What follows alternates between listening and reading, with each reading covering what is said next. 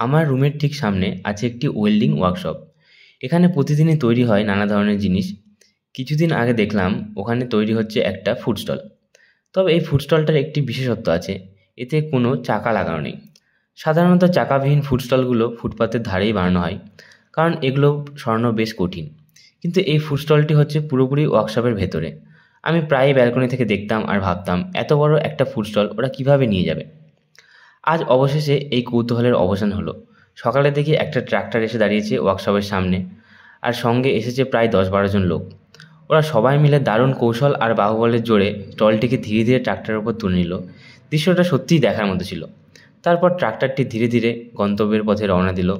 ভাবতেই ভালো লাগে, কয়েকদিন পর হয়তো এই ফুড স্টলটার সামনে থাকবে নানা ধরনের খাবার সামগ্রী, আর আসবে বিভিন্ন ক্রেতা যারা আনন্দের সঙ্গে কিনবে তাদের পছন্দের খাবার।